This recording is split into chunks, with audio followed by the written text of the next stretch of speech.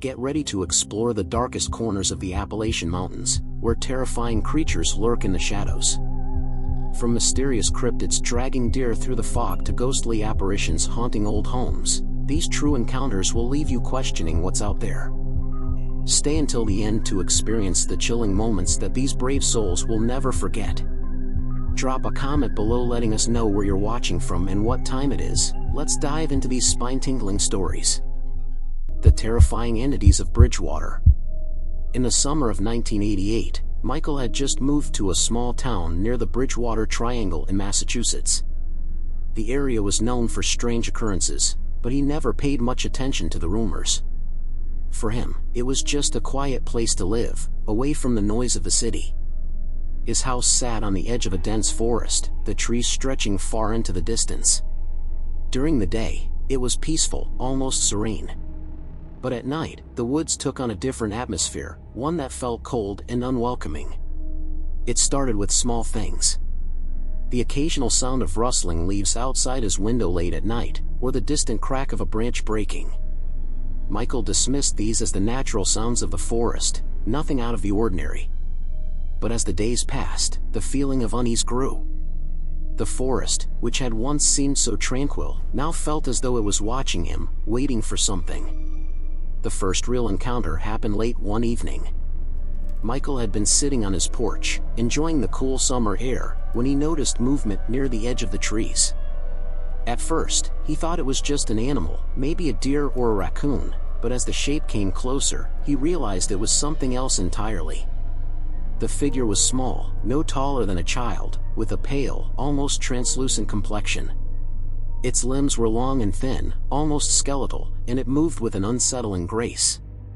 Michael froze, his heart pounding in his chest as the creature stepped out from the shadows of the trees. It didn't walk, it seemed to glide, its hollow eyes fixed on him. For a moment, neither of them moved. Then, without warning, the creature darted forward, its long fingers reaching toward him.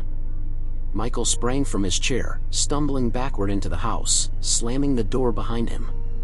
He stood there for what felt like hours, his back pressed against the door, waiting for the creature to try and follow him inside. But nothing happened. The house was silent, the only sound the rapid beating of his own heart. When he finally gathered the courage to look outside, the yard was empty. The creature was gone, as if it had never been there. Michael tried to shake off the fear, telling himself it was just his imagination, but deep down, he knew what he had seen was real. The next morning, he checked the yard for any signs of the creature, footprints, disturbed grass, but there was nothing. The encounter left him rattled, but he convinced himself it was a one-time event.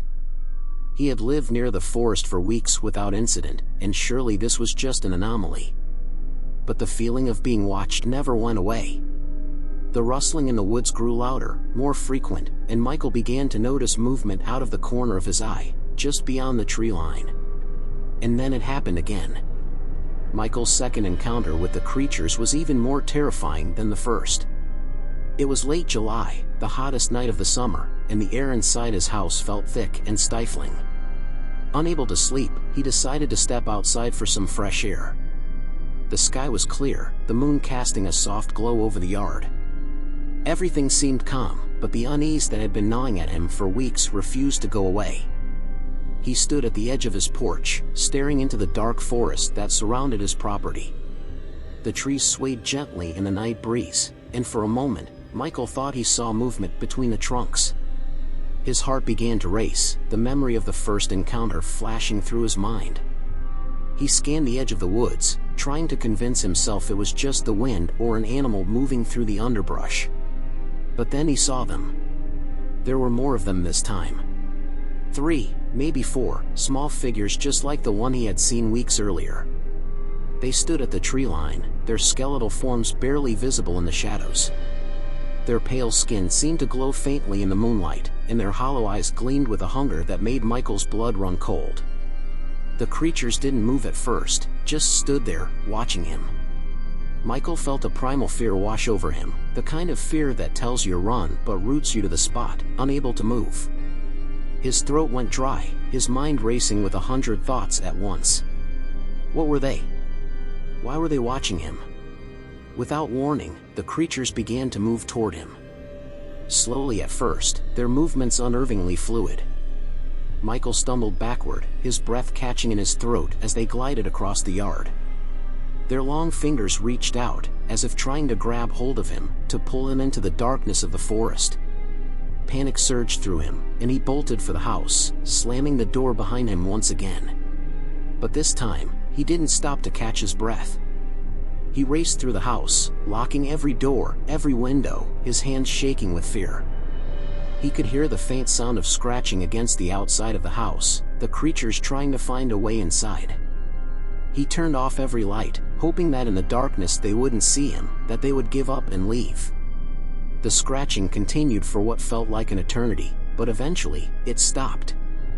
Michael sat in the dark, every muscle in his body tense, waiting for the next sound, the next sign that they were still there. But the night was silent. The next morning, he found no signs of the creatures. No footprints, no scratch marks, nothing to suggest that anything had happened at all. It was as if the creatures only existed in the space between night and dawn, slipping back into the shadows as the sun rose. But Michael knew they weren't gone. They were waiting. Watching. And the worst part was, he had no idea why. As the summer stretched on, the encounters with the creatures became more frequent. It no longer felt like a rare, random occurrence. Michael would catch glimpses of their pale, skeletal figures almost every night, lurking just at the edge of the forest. They seemed to be waiting for him, their hollow eyes tracking his every move. The fear that had initially gripped him had evolved into a constant, gnawing dread. No matter what he did, he couldn't shake the feeling that the creatures were trying to draw him into the forest. It started subtly at first. He would find himself standing at the edge of his yard, staring into the darkness of the woods without remembering why he had walked out there. On more than one occasion, he would wake up in the middle of the night, the sound of soft whispers filling his ears, only to find himself standing in front of the door, his hand resting on the doorknob as if he had been about to open it. Michael knew something was wrong, but he didn't understand what. He had never been one to believe in the supernatural, but whatever these creatures were, they had a pull on him that he couldn't explain. He began to avoid going outside after dark, keeping the doors locked and the curtains drawn, but even that didn't help. The whispers seemed to come from inside his mind, a quiet, persistent call that grew stronger each night. One particularly humid evening, Michael made the mistake of leaving a window cracked to let in some air. He had been dozing in his armchair when a cold breeze stirred him awake. At first, it was the quiet that struck him. No crickets, no rustling leaves, just a heavy, oppressive silence. Then he saw them. The creatures were closer this time, standing right at the edge of the porch. Their long, bony fingers reached up toward the open window, their eyeless faces locked on him. Michael bolted upright, his heart hammering in his chest as he slammed the window shut. But the creatures didn't retreat.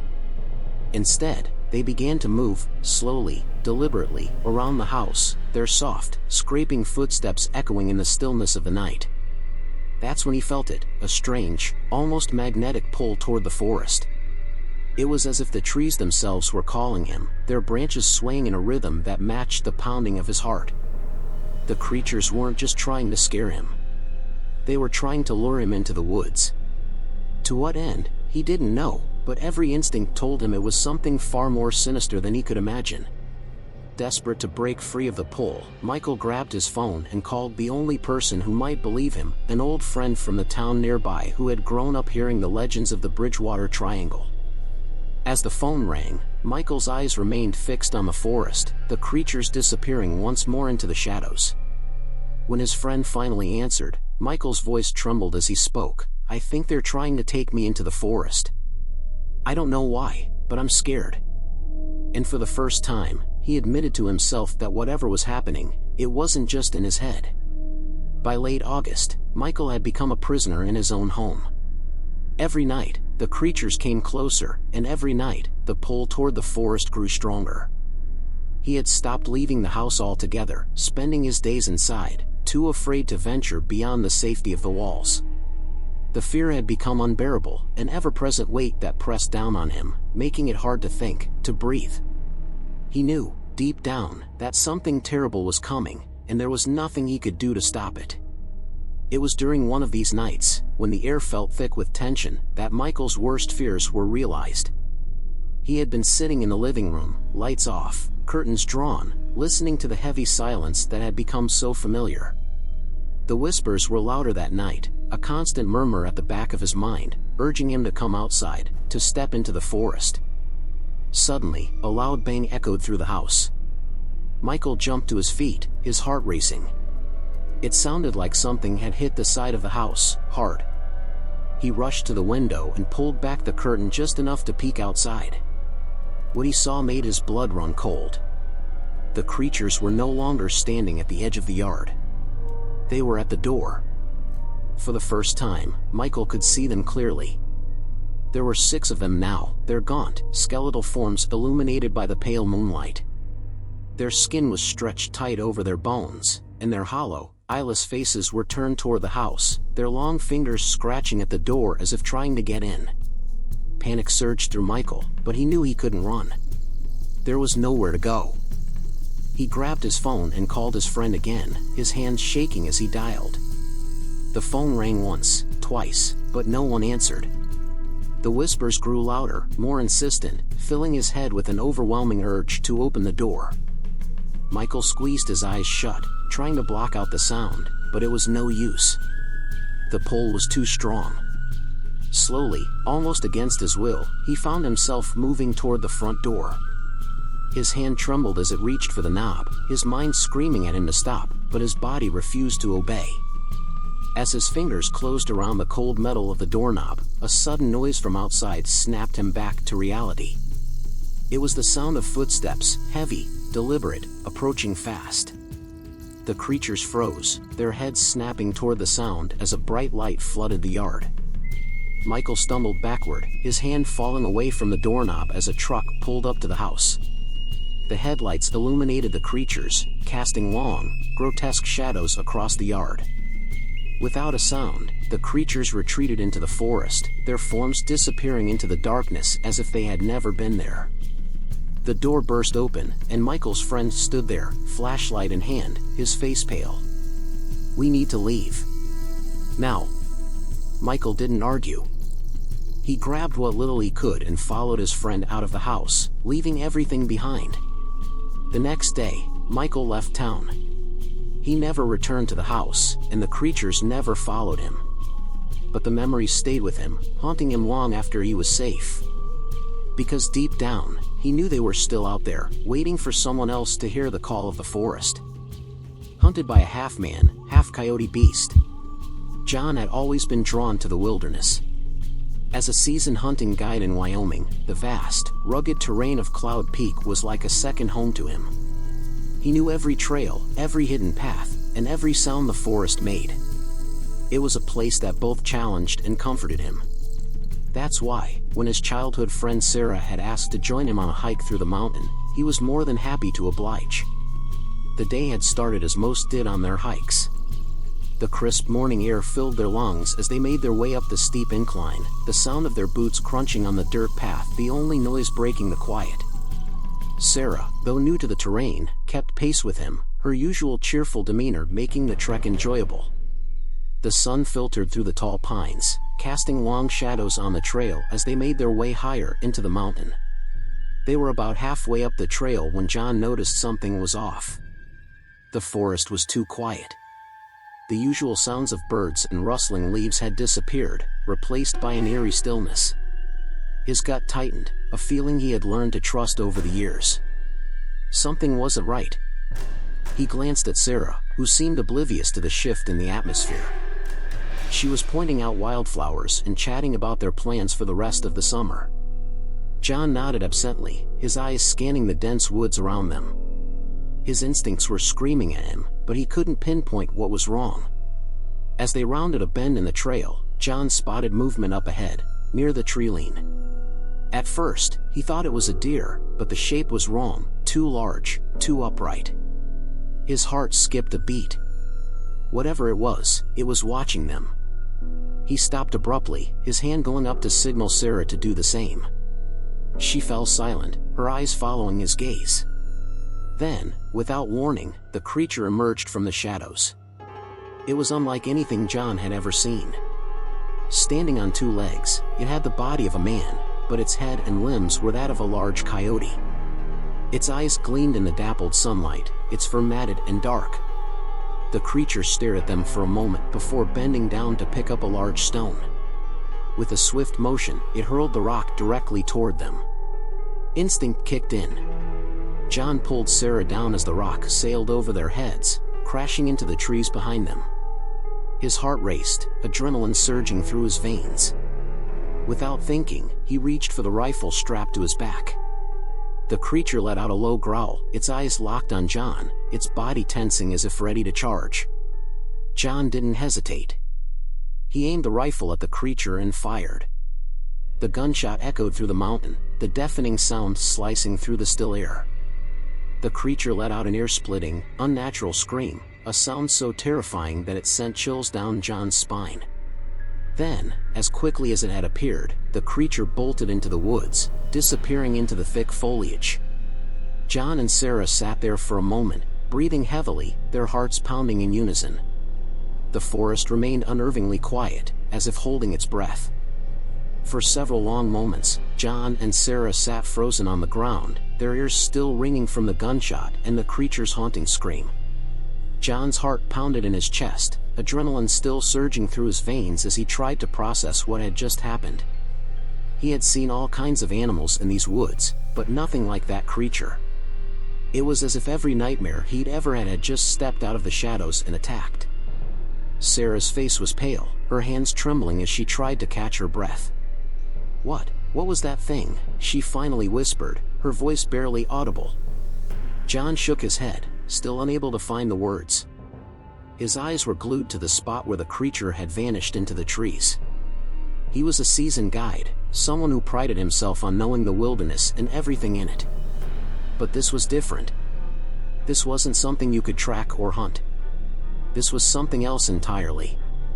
"We need to go," John finally said, his voice steady but tense. His instincts were screaming at him to leave the mountain, to get as far away from that spot as possible. Whatever that creature was, he had a sinking feeling it wasn't gone for good. Sarah nodded, her wide eyes still fixed on the forest. She didn't need convincing. She scrambled to her feet, brushing dirt and pine needles off her clothes, her hands shaking. John stood as well, his grip tight on the rifle, scanning the tree line for any sign of movement. The trail that had seemed so familiar earlier now felt dangerous, every shadow hiding something waiting to strike. The silence in the forest was unsettling, as if every living thing had fled, leaving them alone with the memory of what had just happened. They began their descent, walking quickly but cautiously, their senses on high alert. John kept glancing over his shoulder, half expecting the creature to come barreling down the mountain after them. The further they walked, the more the feeling of dread grew. The weight of the encounter lingered, heavy in the air, making every sound seem amplified, every rustle of leaves sending a fresh wave of fear through them. As they neared a small clearing, Sarah stopped abruptly. "Did you hear that?" she whispered, her eyes wide with panic. John's breath caught in his throat as he listened. At first, there was nothing, just the wind rustling through the trees. But then he heard it, the faint sound of something moving through the underbrush, something large. His grip tightened on the rifle, his eyes scanning the edge of the clearing.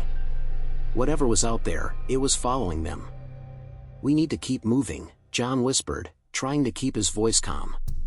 But the truth was, the fear had taken root deep inside him. He had faced danger before, wild animals, harsh conditions, but nothing like this. They picked up the pace, their footsteps quick and quiet, doing their best not to draw attention to themselves. But the feeling of being watched, of being hunted, never left. Every step they took seemed to bring them closer to the creature's grasp, and John knew they couldn't stay in these woods any longer. By the time they reached the base of the mountain, both of them were exhausted, their nerves frayed. But the worst part was the lingering fear that they weren't alone. That whatever had thrown that rock, whatever had screamed into the trees, was still out there. As they reached the base of Cloud Peak, John's mind raced. The distance they had put between themselves and the spot of the encounter should have brought relief, but the fear still clung to him, tightening like a noose. The sun was beginning to dip below the horizon, casting long, ominous shadows over the trail, and the oppressive silence that had followed them down the mountain hadn't lifted. It was as if the mountain itself was holding its breath, waiting for something to happen. John and Sarah stopped to catch their breath, but neither of them spoke. The weight of what they had seen was too heavy to put into words. Sarah's face was drawn, her usual bright demeanor completely erased by the terror of the day. She kept glancing over her shoulder, her eyes wide with anxiety. John understood. He felt it too, that eerie, unshakable sensation that they were being watched. "We can't stay here," John finally said, his voice low and urgent. "We need to get back to the cabin before it gets dark." Sarah nodded, not trusting herself to speak. They started moving again, this time quicker, their footsteps echoing in the quiet. Every snap of a twig, every rustle of leaves sent a jolt of fear through them. The trail that John had known so well now felt foreign and hostile, every turn filled with the possibility of seeing that creature again. The creature's scream still echoed in his mind, a sound so unnatural and full of rage that it had shaken him to his core. He couldn't shake the image of it, standing on two legs like a man, but with the face and features of a wild beast. The way it had hurled that stone with such force, as if to warn them, as if to tell them they weren't welcome. As they continued, the trees around them seemed to grow closer, the shadows lengthening with the setting sun. John couldn't help but feel as though the forest itself was alive, its branches reaching out like claws, trying to pull them back into the mountain. His grip on the rifle tightened, every nerve in his body on high alert. Then, they heard it. A faint sound, barely noticeable at first, like the distant thud of something heavy hitting the ground. Both John and Sarah froze, their hearts pounding in their chests. The sound came again, this time louder, closer. It was the unmistakable sound of something, or someone, moving through the woods behind them. Whatever it was following them. John motioned for Sarah to move faster, his pulse quickening. His mind raced with possibilities. Was it the creature? Had it come back for them? He didn't want to find out. They broke into a run, the trail blurred beneath their feet as they sprinted toward the safety of the cabin. Branches whipped against their faces, the wind howling through the trees as the sound of pursuit grew louder. The cabin was still a mile away, but it felt like an eternity. As they ran, John couldn't help but glance over his shoulder, just for a moment, just to see if it was there. What he saw made his blood run cold. There, in the distance, just at the edge of the trees, was the creature. Its hulking form stood out in the fading light, its eyes gleaming with a malevolent intelligence. And this time, it wasn't just watching. John's heart raced as the creature emerged from the shadows, its figure barely visible in the dim light of the fading sun. It was moving toward them, faster now, its long, sinewy limbs propelling it forward with terrifying speed. He had never seen anything like it, part man, part beast, moving in a way that defied everything he knew about the animals of these mountains. Beside him, Sarah was gasping for breath, her face pale with fear. The sound of their footsteps pounded against the ground, mixing with the rustling of leaves and the creature's rapid approach. Every instinct screamed at John to protect her, to get them both to safety, but the cabin felt so far away, too far to reach before the creature caught up. He tightened his grip on the rifle, adrenaline surging through him as they ran. The wind whipped through the trees, and the dense forest seemed to close in around them, branches scraping against their skin as they sprinted down the trail. The only thought running through John's mind was survival. Behind them, the creature let out another scream, a high-pitched, bone-chilling sound that echoed through the trees, sending a fresh wave of terror coursing through John's veins. It was closer now, too close. He could hear the heavy thud of its feet hitting the ground, the sound of leaves crunching beneath its weight. "We're not going to make it," Sarah cried, her voice trembling with fear. John didn't respond. He couldn't afford to. All his focus was on getting to the cabin, on reaching the only place that offered even a shred of safety. He pushed himself harder, his lungs burning, his legs aching with every step. But the creature was gaining on them, its shadow growing longer as it closed the distance. Suddenly, the cabin came into view, its weathered wooden frame barely visible through the thick trees. Relief flooded through John, but it was short-lived. They still had to reach it, still had to get inside before the creature caught them. He glanced at Sarah, her face etched with exhaustion, and he knew she couldn't run much longer. With one final burst of energy, they reached the clearing in front of the cabin. John grabbed Sarah's arm, pulling her forward as they stumbled up the steps and threw themselves against the door. His hands shook as he fumbled for the key, his breath coming in ragged gasps. Behind them, the creature's footsteps grew louder, its snarls echoing through the clearing. Finally, the key turned in the lock. John shoved the door open, and they both tumbled inside, slamming it shut just as the creature reached the porch. For a moment, everything was still. They could hear the creature outside, its heavy breathing and low growls just inches away from where they stood, separated only by the thin wooden door. John held his breath, his back pressed against the door, the rifle still clutched in his hands. Sarah stood beside him, trembling, her eyes wide with terror. The cabin was deathly silent, the only sound the distant wind howling through the trees. Then, after what felt like an eternity, the creature let out one final, guttural snarl and disappeared back into the forest. John and Sarah didn't move for a long time. The fear that had gripped them refused to let go. But they were alive. Somehow, they had survived. As the night wore on, they made a pact: neither of them would speak of what had happened that day, and they would never return to Cloud Peak. Whatever that creature was, it was something that should never be disturbed again. Ghostly girl caught on camera. When Rachel moved back into her mother's house in a quiet Appalachian town, no one in the family expected anything unusual. The house, nestled at the edge of a thick forest, had stood for decades, filled with the warmth of memories. Rachel had returned to help care for her younger sister, Anna, who was 6 years old and full of energy. At first, life in the house resumed its normal pace, but it wasn't long before strange things began to happen. It started subtly, with things that could easily be explained away. The floorboards creaked at odd hours of the night, windows rattled when there was no wind, and there was a constant, unsettling feeling of being watched, especially when someone was alone in certain parts of the house. Rachel's mother chalked it up to the quirks of an old home, and for a while, so did Rachel. But the footsteps changed everything. At night, when the house was quiet, Rachel often heard light footsteps pacing the hallway.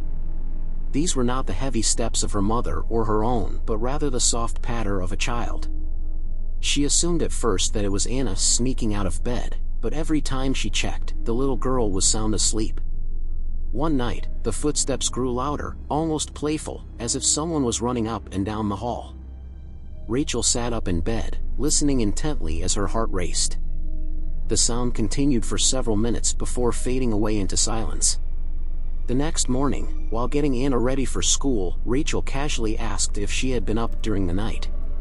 "No," Anna replied innocently. "But I heard her." Rachel stopped in her tracks. "Heard who?" "The girl," Anna whispered, her gaze drifting toward the hallway. "She wants to play with me." Rachel felt a chill run down her spine. She didn't mention it to her mother, who would have dismissed it as childhood imagination, but the unease began to grow. Over the next few weeks, the strange occurrences increased. Doors that had been closed would be found wide open. Cabinets that Rachel had shut tight would be slightly ajar when she returned to the room. And then there were Anna's toys. Rachel started finding Anna's dolls and stuffed animals arranged in strange ways, neatly lined up in the living room or placed in circles around the room. She assumed Anna was responsible, but when she asked, the little girl only shook her head and gave the same answer every time. The girl did it. At first, Rachel tried to rationalize it, convincing herself that Anna was playing games. But with each passing day, the tension in the house grew. The footsteps continued, and the feeling of being watched became impossible to ignore. Rachel couldn't explain it, but she knew something wasn't right. And then, one night, she saw the girl herself. Rachel couldn't shake the image of the girl she had seen. It was late at night, and the house was quiet. She had been heading down the hallway to check on Anna when she saw her, just a fleeting glimpse at the end of the hall. A small figure, pale and translucent, standing by Anna's door. The girl appeared no older than Anna herself, with long, dark hair and a faint smile. Rachel froze, her heart pounding in her chest, but when she blinked, the figure was gone. For days afterward, Rachel replayed the moment in her mind, questioning whether it had been real or just a trick of the light. But the footsteps continued, and the strange occurrences around the house only intensified. Rachel's mother remained skeptical, dismissing the sounds and moving objects as coincidences or the result of Anna's games. But Rachel knew better. The feeling of being watched was no longer just unsettling, it was constant, oppressive. One evening, while preparing dinner, Rachel heard Anna talking in the living room. At first, she assumed her sister was playing with her toys, but as she got closer, she realized Anna was speaking in a hushed tone, as if she were having a conversation. When Rachel stepped into the room, she found Anna sitting on the floor, surrounded by her dolls, arranged in a perfect circle. "Who are you talking to, Anna?" Rachel asked, her voice betraying her unease. Anna looked up, her face calm. "The girl," she said simply. Rachel's heart skipped a beat. She glanced around the room, but of course, no one was there. The air felt thick, as if the house itself was holding its breath. Rachel knelt down beside her sister, trying to mask the growing fear in her chest. "What does the girl say?" she asked, keeping her tone light. "She just wants to play," Anna replied, as if it were the most normal thing in the world. "She says she used to live here." Rachel didn't know what to make of it. She had never heard of any strange history associated with the house, no tragic stories or unexplained events. But as the days passed, it became clear that whatever was happening wasn't going to stop. The presence of the girl, whoever or whatever she was, seemed to grow stronger with each passing night. Rachel decided to confide in her mother, but as expected, she brushed it off. "You're overthinking things, Rachel," her mother said, waving away the concerns. "This house has been in our family for generations. If there was something wrong, we'd know." But Rachel couldn't let it go. Determined to get to the bottom of the strange occurrences, she convinced her mother to install cameras throughout the house. If something truly was happening, they needed to capture it. Over the next few nights, the family tried to go about their usual routine, though the tension in the air was palpable. Rachel kept her eye on the cameras, scanning the footage each morning, hoping, yet dreading, that she would find proof of the ghostly presence haunting their home. And soon, the cameras delivered. The cameras were positioned in key areas of the house: the living room, kitchen, hallway, and Anna's bedroom. Rachel watched the footage religiously each morning, her anxiety building with each clip. At first, the recordings showed nothing out of the ordinary. Just the usual quiet scenes of an old house at night, faint shadows cast by the moonlight and the occasional creak of wood settling. But after a week of uneventful recordings, everything changed. One morning, as Rachel scrolled through the latest footage, something caught her eye. In the hallway camera, just past midnight, the doors to the linen closet slowly creaked open on their own. The movement was gradual, deliberate. No one was near it, and the house had been still. Rachel's heart raced as she rewound the footage, watching the door open over and over again. She immediately showed her mother, who still looked skeptical but agreed it was odd. But when Rachel moved on to the camera in Anna's room, the sense of dread that had been lingering for weeks deepened. In the middle of the night, while Anna was asleep, the closet door in her room creaked open. Slowly, as if pushed by an unseen hand, the door swung wide. A shadow passed across the floor, a small figure, unmistakably childlike, but translucent, almost like mist. The figure hovered near Anna's bed for several seconds before retreating back into the closet, and the door closed quietly behind it. Rachel's breath caught in her throat. There was no mistaking what she had just seen. It was the girl, just as Anna had described her, just as Rachel had glimpsed in the hallway weeks before. This time, though, there was proof. Rachel's mother was less convinced. "It's probably just a trick of the light," she insisted, her voice shaky but determined. "Maybe the cameras are malfunctioning." Rachel knew better. The activity in the house had escalated too much for this to be dismissed as a technical error or a figment of the imagination. The presence of the girl was undeniable, and it was clear that she wanted something. But what? Determined to understand more, Rachel began to research the history of the house. She combed through local records, old newspapers, and even spoke with a few of the elderly neighbors, but there were no reports of anything unusual happening on the property. No unexplained deaths, no accidents, no missing children. Yet, the evidence on the camera was irrefutable. The following night, the activity intensified. The cameras captured more, doors opening and closing on their own, drawers sliding out, and, most chillingly, the sound of faint laughter echoing through the hallway. Rachel stayed awake, her nerves raw, waiting for the next sign of the girl's presence. Around 2 a.m., the sound of footsteps echoed through the house again, louder this time, almost frantic. Rachel ran to check on Anna, but as she reached the hallway, she froze. At the far end of the hall stood the girl, her pale figure illuminated in the dim light. She stood there, motionless, staring at Rachel with empty eyes. Rachel's heart pounded in her chest. The air grew cold, and for the first time, she realized that whatever was haunting their home wasn't just playing games anymore. Rachel stood frozen in the hallway, her eyes locked on the ghostly figure of the girl at the end of the corridor. The air around her felt heavy, as if the house itself was holding its breath. The temperature had dropped, and a chill crept through her, rooting her to the spot. The girl's pale form shimmered in the dim light, her dark hair hanging over her shoulders, and though her face was expressionless, her presence was charged with something unsettling, something that felt far from innocent. As Rachel watched, the girl took a step forward, her bare feet making no sound on the wooden floor. The faint, almost imperceptible echo of footsteps filled the hall, though the girl remained eerily silent. It was as if she were trying to communicate, but her words were trapped on the other side of some unseen barrier. Rachel's heart raced, her instinct telling her to run, but her feet refused to move. "Rachel, come back to bed." Her mother's voice called softly from behind her, but Rachel couldn't respond. She was transfixed by the figure, her mind spinning with the impossible reality of the moment. The girl's hand slowly reached out, as if beckoning Rachel to follow, to come closer. For a brief, terrifying moment, Rachel wondered if the girl wanted to lead her somewhere, maybe into the forest, maybe into the unknown. And then, just as suddenly as she had appeared, the girl vanished. The hallway was empty, the cold air dissipating as if nothing had happened. Rachel's knees buckled, and she leaned against the wall, her breath coming in shallow, ragged gasps. She had seen her up close this time, seen the spirit that had been haunting their home.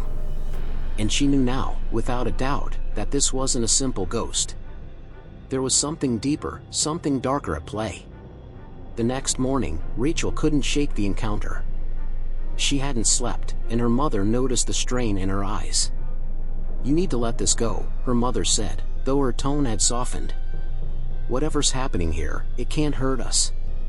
But Rachel wasn't convinced. The girl's presence wasn't malicious, but it wasn't friendly either.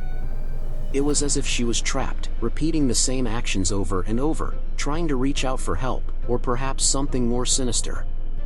The feeling of unease lingered, gnawing at Rachel's thoughts. That night, they decided to review the footage from the cameras one last time. What they saw confirmed what Rachel had feared. At exactly 2:15 a.m., the cameras had caught the girl again, this time standing in Anna's room, her translucent figure hovering near the bed. The camera recorded the faint sound of a child's voice, though no words could be made out. The door to Anna's closet creaked open, and the girl seemed to step inside, disappearing into the shadows. Rachel and her mother stared at the screen in silence. The weight of the footage settled heavily between them. "We have to leave," Rachel whispered finally. "We can't stay here." Her mother didn't argue. Within a week, the family had packed up and moved to a new house, far from the old home by the forest. The cameras were left behind, and with them, whatever was haunting the house.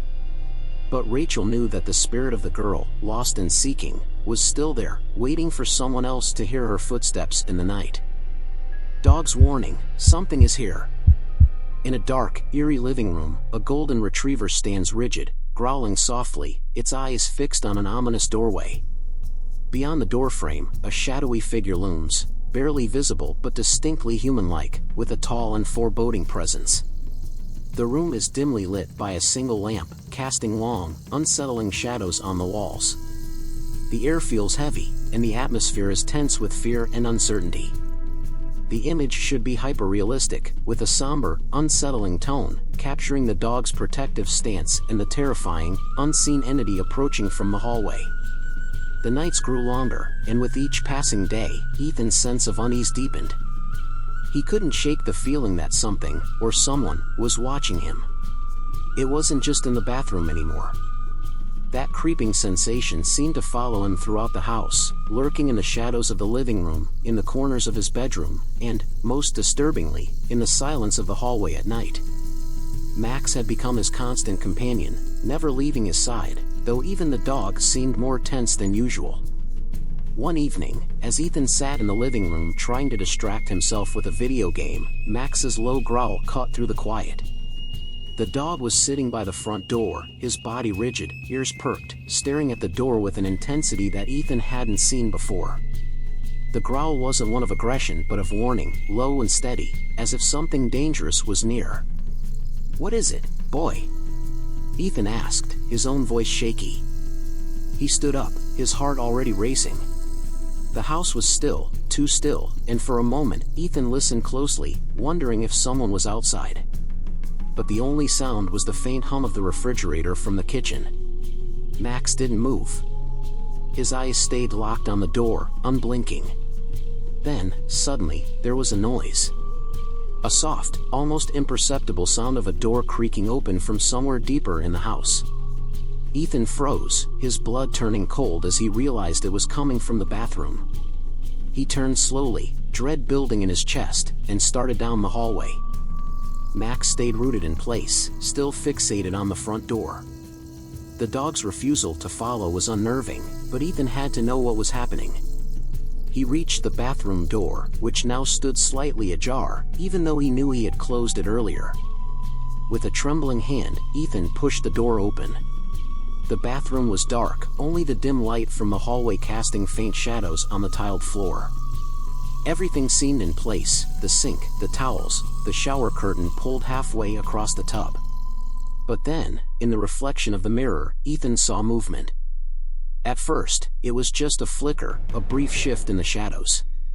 But as his eyes adjusted, he saw her again, the woman, standing just behind him in the reflection, her face even clearer this time.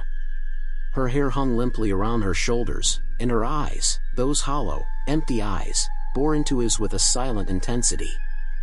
Ethan's breath caught in his throat, and for a moment, he couldn't move, couldn't think. The room felt impossibly cold, and a wave of nausea swept over him as he locked eyes with the figure. And then, as suddenly as she had appeared, she was gone. The bathroom was empty again. Ethan stumbled back, his heart pounding in his chest. Max had moved now, standing in the hallway, still growling, his gaze shifting from the bathroom to the door. Something wasn't right.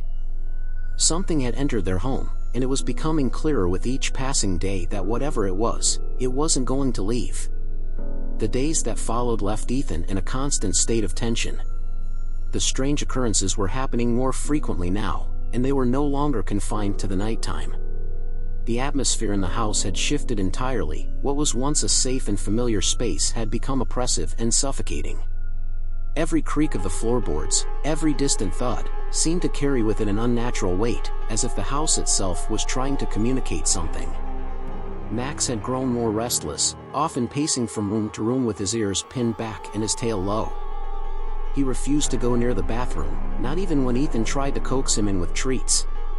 But it wasn't just the bathroom anymore. Max had begun to avoid the entire hallway, opting to stay in the living room or by the front door, his eyes always watching.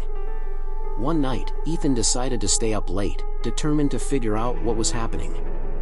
He settled into the living room, with Max lying at his feet, and tried to focus on a book. The quiet of the house stretched on, interrupted only by the occasional hum of the heater kicking in or the rustle of wind against the windows. Hours passed, and Ethan began to wonder if his mind had been playing tricks on him after all. But then, as the clock ticked past midnight, it happened again. A soft, rhythmic tapping sound echoed from down the hallway. Ethan's blood ran cold as he recognized the sound. It was the same tapping he had heard the night the bathroom door had opened. He glanced down at Max, whose ears had perked up. The dog was sitting bolt upright now, his eyes wide, staring intently at the hallway. Ethan stood, his body rigid with fear, and took a cautious step toward the source of the sound. Max didn't follow, and Ethan wasn't surprised. The dog seemed rooted to the spot, his gaze locked on the shadowy hallway as if daring something to emerge from it. The tapping continued, soft but steady, drawing Ethan closer to the bathroom. His heart pounded in his chest, but his curiosity overpowered his fear. He needed to know what was causing this. When he reached the bathroom door, he hesitated for a moment before pushing it open. The bathroom was dimly lit, the small nightlight casting long shadows across the tiled floor. Everything appeared normal at first, until Ethan glanced at the mirror. His breath caught in his throat. There, in the reflection, the woman stood again, her pale figure clearer than ever before. Her long hair clung to her face, and her hollow eyes met Ethan's with an intensity that made his skin crawl. She raised one hand, as if trying to reach through the glass. Ethan's instinct screamed at him to look away, to run, but he was frozen, locked in the gaze of the woman. Suddenly, Max let out a sharp bark from the living room, snapping Ethan back to reality. He blinked, and the woman was gone. The mirror was empty, but the air in the room felt thick, charged with an energy that Ethan couldn't explain. Terrified and shaken, Ethan stumbled back into the hallway. Max was now standing by the front door, growling low in his throat, his eyes focused on something Ethan couldn't see. Whatever it was no longer confined to the mirror. Ethan didn't sleep that night. After the woman appeared in the mirror once again, every corner of the house felt like it was closing in on him. He sat in the living room with Max, both of them too tense to move, waiting for whatever came next. The house was quiet now, but it was the kind of silence that felt wrong, unnatural. It wasn't the calm quiet of a peaceful night. It was the silence of something hiding, something watching. Max remained on edge, his eyes darting toward the hallway, occasionally growling low and deep in his throat. Ethan knew his dog wasn't seeing things. Max had been sensing it for days, the presence that seemed to shift through their home, growing stronger, bolder. Ethan could feel it too. Whatever was haunting them had moved beyond just the mirror. It was after 3 a.m. when the next event occurred. Ethan had just started to relax, thinking the worst was over, when he heard a noise. It wasn't the usual creaking of a house settling or the sound of wind outside. This was different. The distinct sound of footsteps echoed through the hallway, slow and deliberate. They were coming closer. Ethan's heart pounded in his chest as he stood, every muscle tensed. Max was already up, his gaze fixed on the hallway as the footsteps grew louder. The dog let out a sharp bark, but the footsteps didn't stop. They continued, one heavy step after another, until they reached the door of the living room. Ethan's breath caught in his throat. The door was slightly ajar, and he could see the faint outline of someone, standing just beyond the threshold. He couldn't make out the figure, but the shadow was unmistakable. It was tall, unmoving, its presence sending waves of dread through Ethan's body. Max's barking grew more frantic, but he didn't move from his spot. The dog's fur stood on end, and his growl became more aggressive, yet he remained rooted to the floor, his eyes locked on the shadow in the doorway. Ethan took a step back, his hands trembling. He didn't know what to do.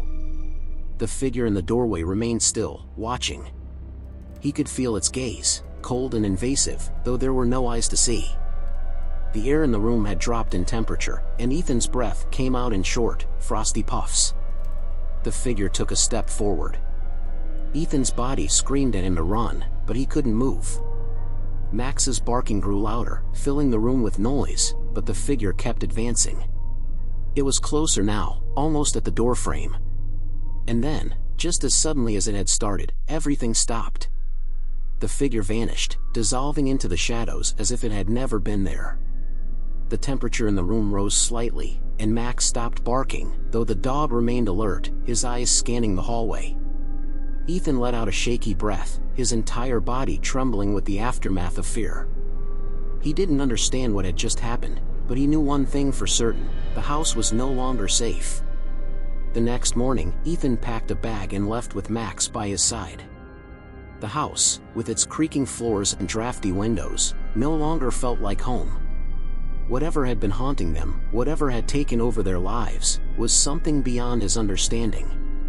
He didn't know if it would follow them, but as he closed the door behind him, Ethan hoped he would never see that shadow, or the woman in the mirror, again.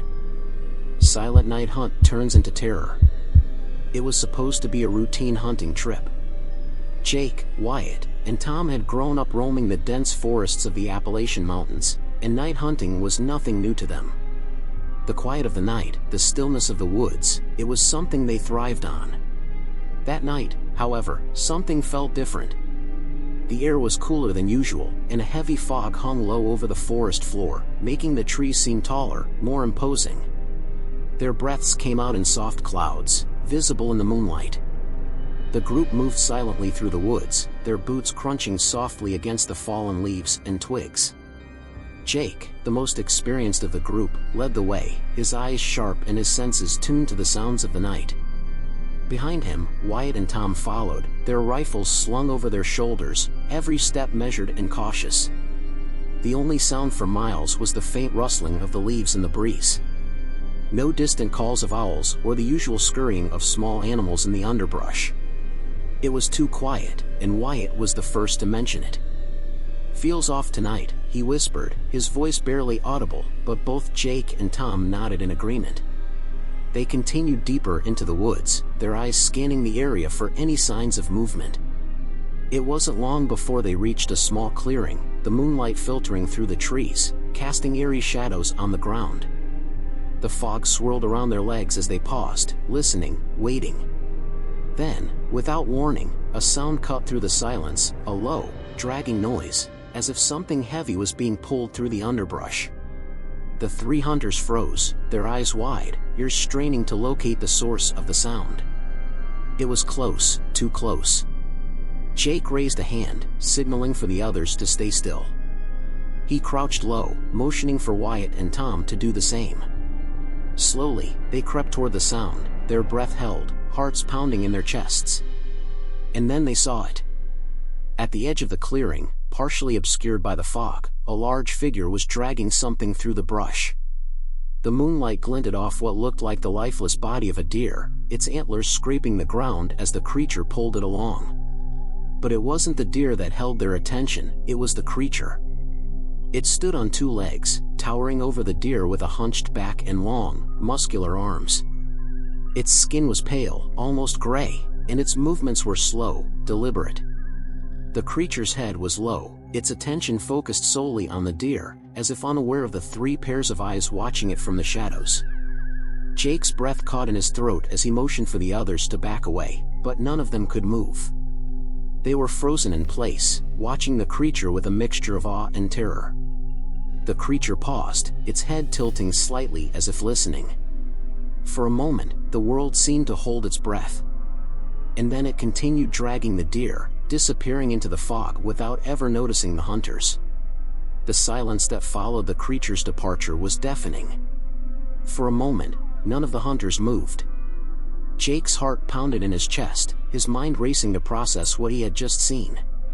Wyatt and Tom were equally stunned, their eyes wide, hands gripping their rifles tighter than before. They had hunted in these woods for years, but nothing had prepared them for this. Jake was the first to break the silence. "We need to get out of here," he whispered, his voice shaky. The fog seemed thicker now, as if it were closing in around them. There was no sign of the creature anymore, but the feeling of being watched lingered, heavy in the air. Wyatt nodded, still glancing in the direction where the creature had disappeared. "What was that?" he muttered under his breath, but no one had an answer. Tom, usually the more light-hearted of the group, was unusually quiet. He hadn't said a word since they'd seen the creature, his face pale and drawn. It was as if the encounter had taken the wind out of him, leaving him paralyzed with fear. The three men slowly rose from their crouched positions, careful not to make any sudden movements. They didn't know if the creature was still nearby, but none of them were willing to take the chance. With a nod from Jake, they began their retreat, moving as quietly as they could through the thick fog. Every step felt heavier than the last. The crunch of leaves beneath their boots seemed impossibly loud in the eerie silence, and each snap of a twig sent their hearts racing. Jake led the way, his eyes scanning the path ahead, while Wyatt kept watch behind them, his nerves frayed, constantly looking over his shoulder. Tom, walking in the middle, seemed distracted, his gaze distant as if he was reliving the moment over and over in his mind. "It didn't see us," he finally muttered, his voice barely audible. "It didn't even know we were there." Jake didn't respond. He had been thinking the same thing, but it didn't bring him any comfort. The fact that the creature hadn't noticed them only added to the mystery. What kind of creature could drag a deer like that, walk on two legs, and yet remain oblivious to their presence? As they moved deeper into the woods, the feeling of unease grew stronger. The fog thickened, making it harder to see even a few feet ahead. Shadows danced between the trees, and the air seemed colder, heavier. Jake could feel the tension in the group mounting, their fear barely contained beneath the surface. They were almost halfway back to the cabin when Wyatt suddenly stopped, his hand shooting out to grab Jake's arm. "Listen," he hissed, his eyes wide with fear. Jake stopped in his tracks, his breath catching in his throat. There was again, the same dragging sound they had heard before, only this time it was closer. Much closer. The three men stood frozen, their eyes darting around the fog, trying to locate the source of the sound. It seemed to come from all directions at once, as if the fog itself was alive, concealing whatever was stalking them.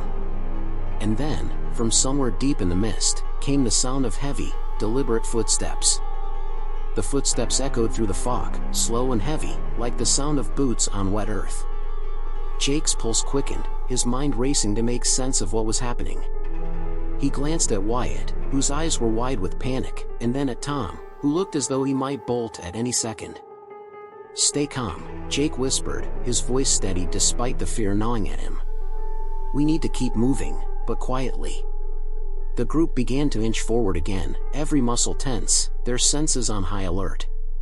The sound of footsteps continued, growing louder with each passing moment, but the fog was so thick they couldn't see more than a few feet ahead. Whatever was following them was staying hidden, its presence masked by the swirling mist. Jake's mind flashed back to the creature they had seen earlier, the way it had dragged the deer through the brush with ease. Could it be the same thing now stalking them? The thought sent a chill down his spine. They had always prided themselves on being the top predators in these woods, but tonight, something had shifted. They weren't the hunters anymore. They were the prey. Wyatt, usually the bravest of the three, had gone pale, his hands trembling as he clutched his rifle. "We can't outrun it," he muttered under his breath. "It's too close." Tom, walking behind him, shook his head. "We don't even know what it is. We've never seen anything like that before." Jake kept his focus on the path ahead, his mind racing. There had been stories, rumors whispered around campfires about strange creatures lurking in these mountains, but he had always dismissed them as nonsense. Now, he wasn't so sure. The footsteps seemed to grow louder, as if whatever was following them was closing the distance. It felt deliberate, like it was toying with them, drawing them deeper into the fog. The air was thick with tension, and every sound, every crunch of leaves, every rustle of the trees, sent a jolt of fear through the group. Suddenly, a branch snapped behind them, loud and sharp in the stillness. Wyatt spun around, his rifle raised, eyes wide with terror. "Did you hear that?" he hissed. Jake nodded, his throat dry. "We need to keep moving," he urged, but his own voice betrayed his fear.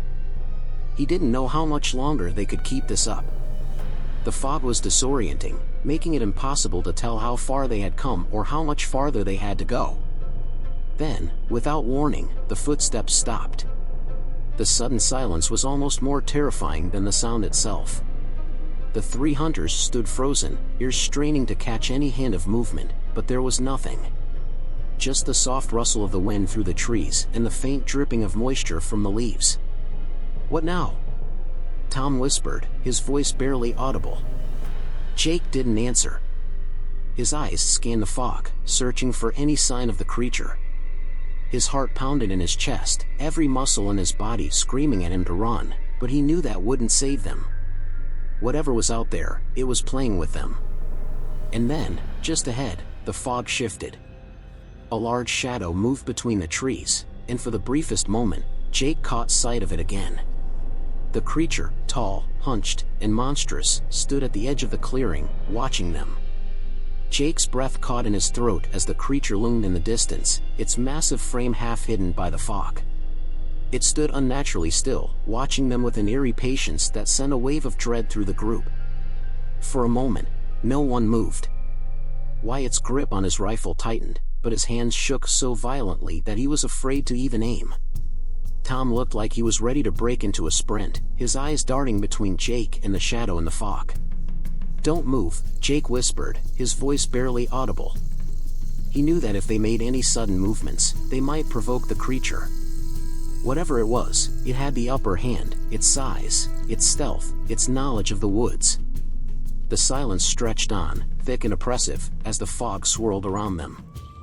The creature's outline remained barely visible, but its presence was undeniable. Every instinct in Jake's body screamed at him to run, but he knew better. Running would only make them more vulnerable. Time seemed to slow as they stood there, waiting for the creature to make its move. The air was thick with tension, the cold night seeping into their bones. Then, without warning, the creature shifted. It took a step forward, its long, clawed hand dragging along the ground as it moved. Jake's heart raced as the creature drew closer.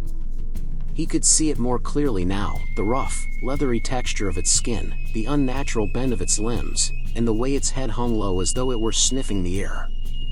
It didn't resemble any animal he had ever seen. It was something else, something that didn't belong in the natural world. Wyatt's resolve finally cracked. "We have to go," he hissed, his voice panicked. But Jake didn't move. He couldn't.